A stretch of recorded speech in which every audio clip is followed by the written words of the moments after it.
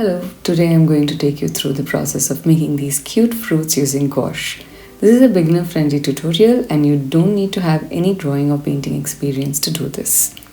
I'm using a 180 GSM sketchbook. Ideally for gouache, you should use minimum of 300, but since I'm not going to do a lot of layers, I'm quite comfortable using this 180 GSM sketchbook. The idea is to create miniature artworks that can later be made into larger pieces. So I'm starting out with doing a quick sketch of the fruits that I want to create. The gouache paints that I'm using today are by Winsor & Newton, and for my white I'm going to be using the Brustroad Titanium White along with the Winsor & Newton white that is already there in my palette. My sketches are ready and it's now time to start painting. The palette that I'm using has gouache that was filled a couple of weeks ago. It is completely dried out in the box. This can still be used as you just need to add water to revive gouache. You can also get like a tiny water spray bottle to activate your dried out paints. I'm starting with coloring the main colors of the fruits, which is the red for the apple, the yellow for the banana, the lemon yellow for the lime, and orange for the orange. Gouache can generally be used in two ways. One where it is completely opaque, and the other style is where it is a little different in terms of the consistency, where it's not very thick. It is a little fluid where you can see a little bit of transparency in the gouache layers.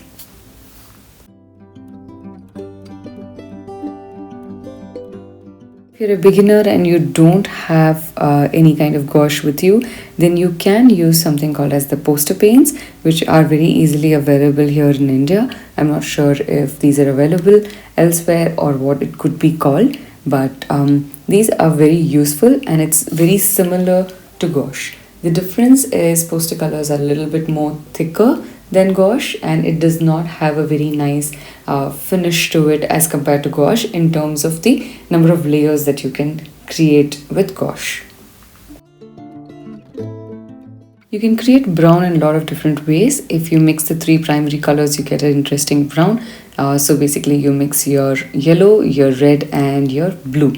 So now different kinds of brown can be created by just mixing the proportion of these three primary colors which are there.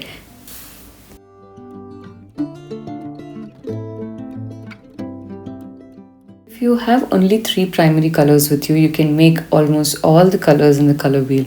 Of course, you may need the help of a little bit of white and black, which are neutrals, to do that. But even with just the three primary colors, you can create a ton of different colors.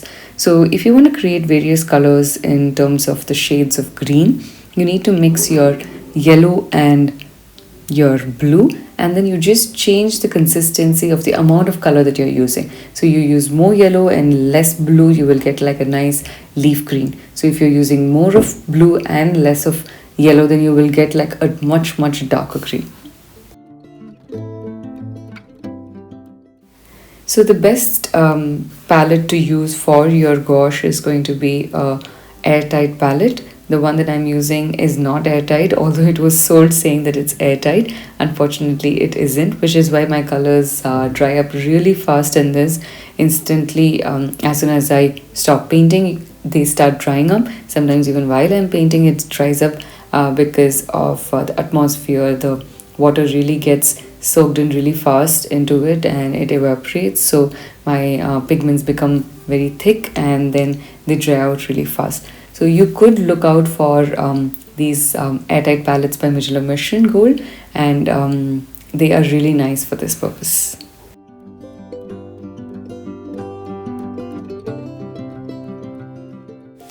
What I love about gouache is making pastel colors, which can be created by just mixing white.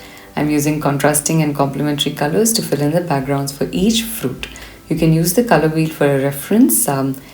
So you can just either download a color wheel from the internet, or you could buy out these really interesting color wheels which are available in art stores.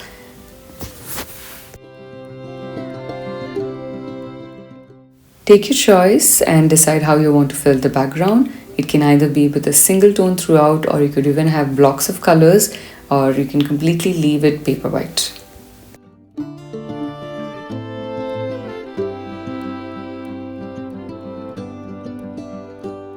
Since we are using it on a sketchbook and these are miniature in size, it becomes a little easy for you to experiment at this stage and figure out different kinds of composition, because if you're going to directly attempt on a large scale painting, then it becomes a little complicated. It's also very intimidating sometimes to fill in so much of color and make sure that everything is perfect.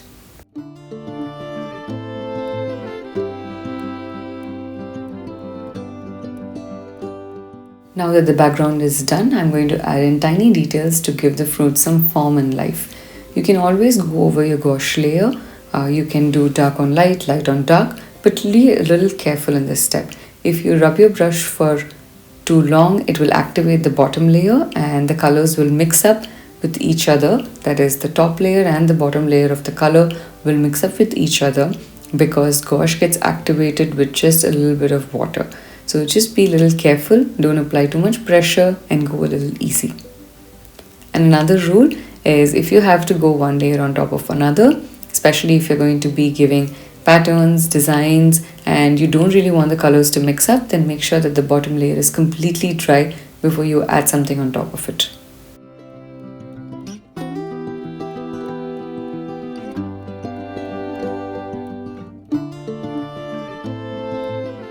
I feel like I want to add a background color behind my orange, so I'm going to do that right now.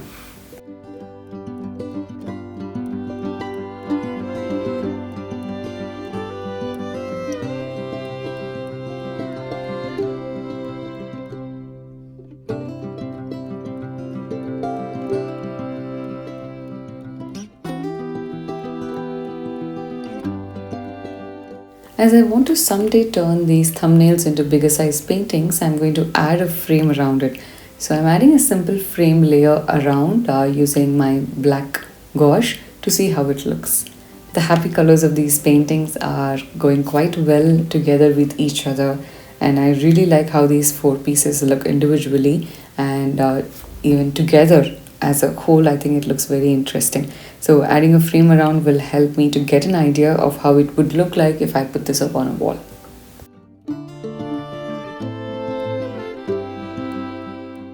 This frame is just so beautiful. On the left I have these fruits which are so colorful, and on the right hand side I just absolutely love how my gouache palette looks. The colors are just so vibrant and happy. They instantly lift your mood.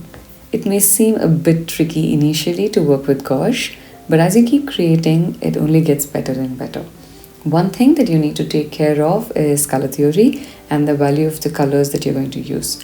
Gouache dries a bit differently. The dark dries a little lighter and the light dries much brighter. So you will need to understand your colors a little bit, and this can be done by doing a lot of experimenting like how I'm doing right now. Also, another thing to keep in mind is the brands that you're using. Each brand will work a little differently, so you will need to do a lot of experimenting in the beginning and then get used to the medium that you're working with. Now, basis of what I feel about the paintings that I created on the left hand side, on the right of the book, I'm creating new thumbnails right now.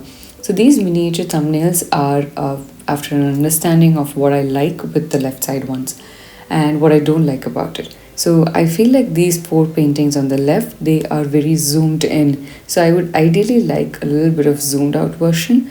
So I want to see how that would look. So if I had to directly do this on a big sheet of paper, then I think I would have had to waste a lot of time, energy, a lot of art supply, and at the end I may have been a little dissatisfied. So creating thumbnails is an absolute must, and it's also very useful. So like for example over here, I'm able to experiment so much more because I'm creating a lot of thumbnails.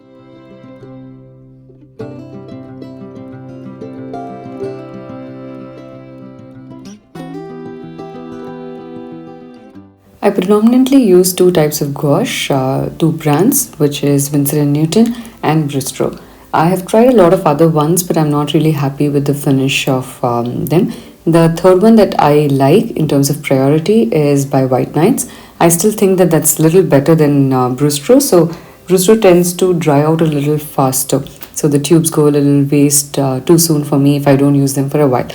So now the biggest difference that I have found in Bristol versus Winsor & Newton is Of course, the price.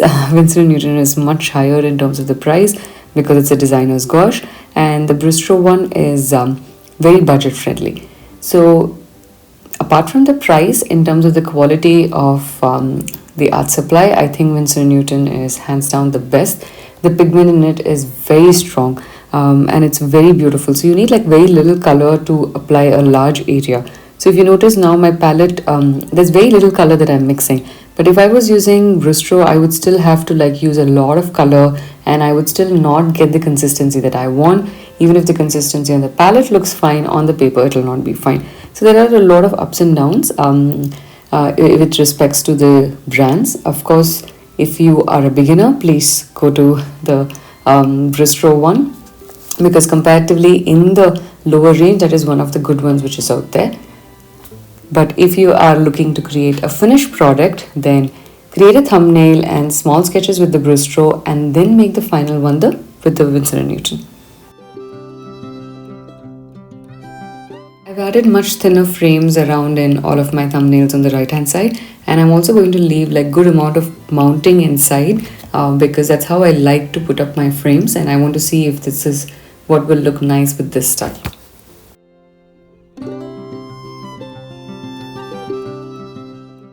Now that my fruits are done, I'm going to now add the background colors, and while I do this, my main fruits will tend to dry. So this is how I like to play around when I'm working with gouache. So if you're somebody who's been doing watercolors, you would at this point be wondering, okay, you've not waited for the objects to dry and you're still painting the background immediately. Because in gouache, you don't have the problem of the two colors merging too much unless there is a lot of water in your layer that you have added. So my orange, my green for the leaves, all of these are really light. They are single layer and the pigment is really strong, so it does not require a lot of water, which is why my background color doesn't mix with my object. So to be on the safer side, you can always let it dry a little bit, and then you can go on to creating the background. And slowly you'll get the hang of your colors, the place where you're sitting, if there's too much moisture in the air, if your hands are sweaty. So there are a lot of factors which are involved in this. So it'll help you to understand your art supply and how to use it really well.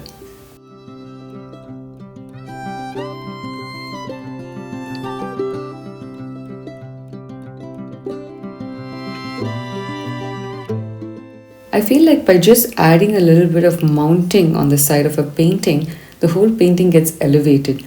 Of course, this depends on where you're going to place it. So if you're going to be placing it in a room which has like a lot of color and you want an end-to-end painting or a canvas print which is on top of your wall, then of course you should not do a frame. You should go with canvas. You should paint on top of it, or you could get like a canvas printed. So you need to understand your space before you decide what kind of framing or mounting that you need to do for your painting.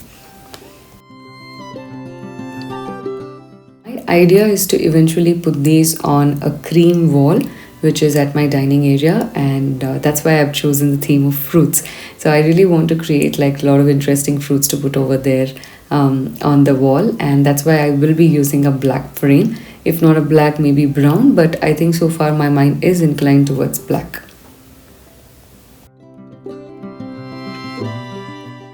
It's now time to add in smaller details onto the painting on the right hand side, every single thumbnail, to enhance this entire painting. So what I've also tried in the right hand side is play of colors. So with the lime, I have used a blue for the leaf, and I'm really liking the effect of it. I think it looks really nice. I should have probably done that for the orange also by having maybe purple leaves. It may have come out really well, and the background should probably have been yellow. So I could have played around a lot more with that, but you can see how just by making multiple thumbnails, in this case 2 of the oranges, just with that I'm able to think of so many more ideas of different compositions that I can create of just one single orange. So this is what ideation does.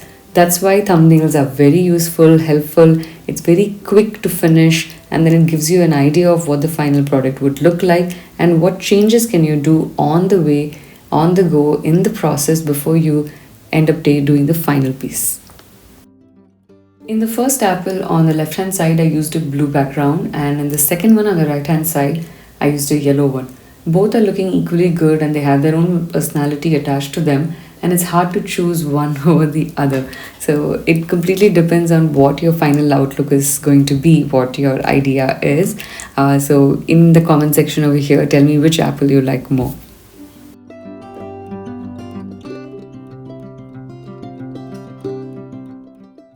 I'm now moving on to creating these patterns, and I really enjoy them because I feel like it enhances the painting. It gives it a lot of depth and also a lot of movement. Like for the apple, I've created horizontal dotted or striped lines, and then on the bottom again I've created broken lines vertically. So I'm playing around a lot with patterns, and I'm trying to understand how to make this a little abstract, a little funky, and something very interesting to look at. Creating patterns initially may seem very daunting because you'll be thinking, okay, what should I convert as a pattern? So you can create a tiny book in which you create different kinds of patterns. Start with just basic lines, triangles, and then shapes like squares and rectangles, and then start observing objects and take one small portion of it and then just repeat that same shape constantly over and over and over again. So anything which is repeated becomes a pattern. So like that, just have like a nice bank of just patterns in a book. So that really helps you to like pick and choose and then drop it into it.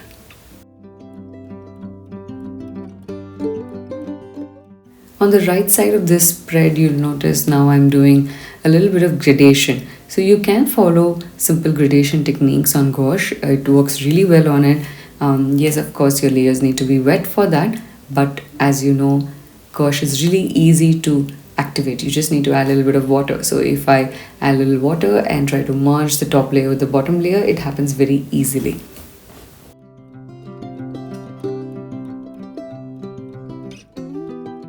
On the right side of this spread, I'm adding blocks of colors and also lines, broken lines, a lot of different styles as patterns.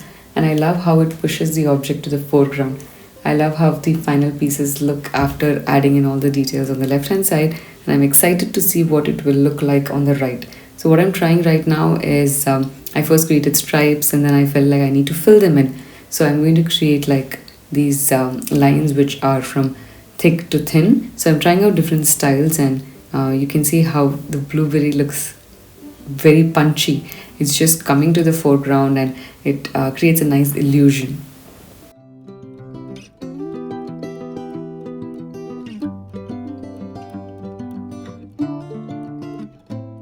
Playing around with very simple patterns on the right hand side where I'm just doing vertical, horizontal, and diagonal lines.